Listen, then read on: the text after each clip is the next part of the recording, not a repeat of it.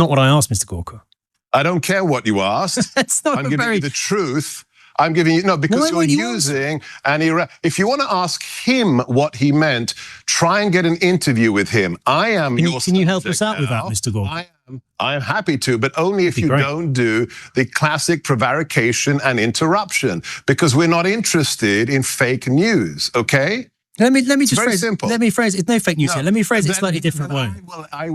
Then I will end the interview. Let me just ask you. What is up, everybody? Harry here, and this one is wild. A British journalist named Ben Grilling, Sebastian Gorka, Trump's deputy assistant, over one simple question about Ukraine and getting stonewalled 7 times in a row. Gorka pivots, attacks the media, plays the victim, and at one point just says, "I don't care what you asked." On camera. When Ben brings it back to Trump's broken day one promise to end the war, Gorka calls the question stupid and childish rather than answer it. Get subscribed if you want breakdowns of exactly how these deflection tactics work. Let's get into it. Yesterday, it's not a war that should have started. You don't do that. You don't take on a nation that's 10 times your size, which seems to me to be suggesting that Ukraine should have let itself be invaded and not responded. No, that's a hackneyed talking point of the gutter press. We don't blame Ukraine for being invaded. That's asinine, that's moronic, that's imbecilic. What did he mean? You don't take on a nation that's 10 times your size. What does that mean? The bottom line is the following. When President Trump was the commander-in-chief the first time around, there were no new wars. We didn't have Russia invading anyone. It's interesting that Russia only aggrandized its territory when Obama was in office, when Biden was in office. So what the president is making very clear, which is simply an empirical statement of fact, the world is a safer place when he is behind the resolute desk in the Oval. The point about you don't take on a nation that's 10 times your size. I mean, Ukraine didn't take on Russia.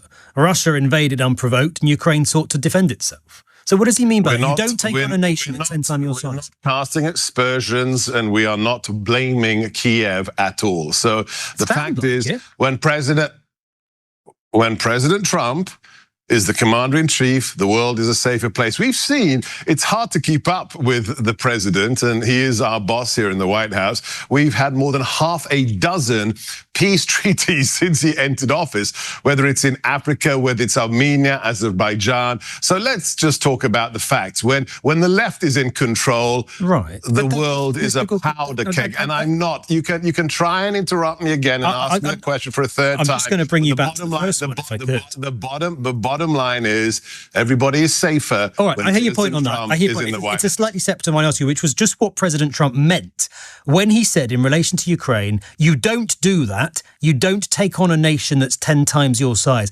What does he think Ukraine should have done differently in this conflict? I'm not going to talk about hypotheticals, because if he had been in the White House, no. If he had been in the White House, if the Democrats hasn't stolen the election the last time around. Wolf, that's not what I'm asking you about. It's a completely... Ben, stop now. Ben, you're answering a question I haven't asked you. You've interrupted me 6 times. Because you haven't answered my question. If you don't like the answer, you can terminate the interview. It's not an answer. But if you want to actually let me speak, I will tell you... What did Donald Trump mean? You don't do that. You don't take on a nation that's 10 times your size. Ben, it never would have been invaded. Period. End of story. It's not what I asked, Mr. Gorka. I don't care what you asked. I'm giving you the truth. I'm giving you, because you're using if you want to ask him what he meant, try and get an interview with him. Can you help us out with that, Mr. Gorka? I am happy to, but only if you don't do the classic prevarication and interruption, because we're not interested in fake news, okay? Let me just very phrase simple. Let me phrase it. No fake news here. Let me phrase it a slightly different way.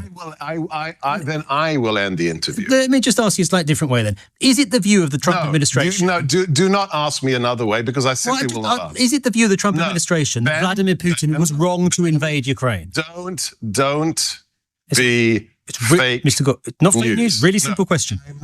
I'm not going to do this for the 7th time. Okay, different question then. Was Vladimir Putin wrong to invade Ukraine?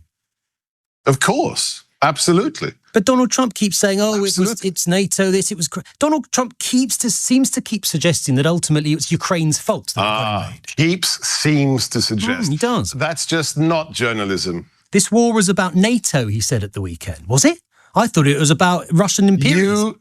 You just can't give it up, can you? There's no person in the world, nobody right now, not van der Leyen, no one, not a prime minister, not any other president who can stop the bloodshed. And all you want to do is, but he seems to say that. He hasn't stopped the bloodshed yet. Ukrainian children are dying this week. Okay, so, and you're going to fix it? I'm not going to fix it. No one's going to listen to me. I'm not the president of I'm not the leader of the free world. Right. There's one person who's going to stop it.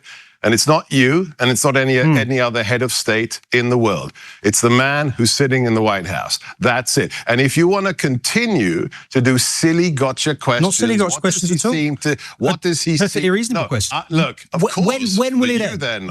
When would you expect this war to end, Mr. Gorka? Because if you listen to what the Premier of Ukraine said less than 24 hours ago, it could end very, very soon. So do you want to cast aspersions against Zelensky now? Not at all. I just asked because, of course, President Trump said, I will end this war on day one. We're now on day, well, you tell me, we're well into 6 months in office. That's the important thing, isn't it, right? It's for you to score points against the president. I just ask you when this bloody brutal war will end. We know what you're doing, Ben. You're trying to score points because you don't like the president. Just asking you when the war, in your view, as the Senior Director for Counterterrorism... a crystal ball. Do you have a crystal ball? I'm not privy to these talks. I'm not the Deputy Assistant to the President of the United States of America, even Mr. if you were Gorka. privy to them, can you predict the future? I've yet to know a human being who can predict the future. Do you think the war will still, in your view, do you think the war will still be waging at the end of this year? I pray to the Lord above that it's not, and I think that we have the greatest chance ever right now to stop the bloodshed imminently. Why do you think President Trump wasn't able to end it on day one, like he promised? Oh, you're a child. Stop it, Ben. No, he made that promise to the American people. Stop it, Ben. You really don't care about the suffering, do you? What? You just want to score points. What you do. All you can do is bring it back to he said that, he said this. Why don't we talk about the fact that only one person can do what happened in Alaska, only one person can do what happened in the White House on Monday, but no, you want to score points. It's pathetic. Grow up, Ben. It's my job. Grow up, Ben. It's my job to hold people in positions of power, like you and the Trump administration, to account and to compare what you said to what you've done. And I'm not saying President Trump hasn't made progress. I'm simply saying he promised one thing, and right now that promise hasn't been delivered. You can't dispute that. I'm not here for you to score points against the president. But you can't dispute the fact that he said more than 60 times, I'll end the war on day one. And we're 6 months in. If you bring this back one more time, you have demonstrated that you're a child and you're not actually a journalist. Why can't do it again. Why can't you answer it? Because I'm not here to score points against the man 80 million people chose as the commander-in-chief. It's not my job. You may think it is your job, but it's not. Do you accept it's an unfulfilled, perhaps a broken promise at this point in time? I'm not going to answer your stupid, childish questions. All right, we'll leave it there, Mr. Gorka. Really appreciate your time. Sebastian Gorka is the Deputy Assistant to President Trump and Senior Director for Counterterrorism on the National Security Council. President Trump said, for what it's worth, more than 60 times, I will end this war on day one. And then admitted in the Oval Office on Monday that it had been far harder than he thought. Quite why he thought it would be as easy as he made it sound, I don't know. Mr. Gorka won't tell us. But there we go. We do our best. Watch this back and count how many times Gorka answers a different question than the one asked. Ben asks a specific, narrow thing. What did Trump mean by, you don't take on a nation 10 times your size? And Gorka's first move is to call it a talking point of the gutter press, then pivot straight to Obama and Biden's records on Russian aggression. That's not a rebuttal to the question. It's a subject change dressed up as one. The tell is that Ben has to ask the exact same question 4 separate times, rephrased each time, because the pivot only works if the interviewer lets the new topic replace the old one. He doesn't let it. The second tactic worth naming is the media attack move. Fake news, gutter press. You're trying to score points. You don't care about the suffering. This does real work rhetorically because it shifts the frame from, is this claim true, to, is this journalist biased? And once that frame takes hold, the original question can quietly disappear. It's a well-documented pattern in how contentious interviews get handled by political operatives generally. Not unique to any one administration, though it's escalated in frequency and bluntness in recent years across a number of governments. The line that actually matters most here is the invocation of Ukrainian children dying in the same breath as a refusal to answer whether Trump's Day One promise was broken. Whatever you think of the underlying policy debate, using human suffering as a shield against a fairly ordinary accountability question, did you deliver what you said you'd deliver, is worth noticing as a rhetorical move in its own right, separate from whether the war's difficulty is a fair thing to hold against any president trying to broker peace. To give the other side its due, ending a war a foreign government started isn't something any external actor fully controls, and predicting exact ceasefire timelines is inherently uncertain, whoever is in office. Gorka's broader point that campaign rhetoric often oversimplifies how hard diplomacy turns out to be isn't unreasonable on its face. The problem is, he won't engage with a follow-up on those terms, treating "why did this take longer than promised" as illegitimate rather than answering it. Even briefly, "I don't care what you asked" is the moment worth rewinding because it drops the pretense entirely. Whatever tactic gets used before that point, pivoting, deflecting, invoking the victims of the war, there's usually at least a thin veneer of engaging with the interviewer. That line removes the veneer.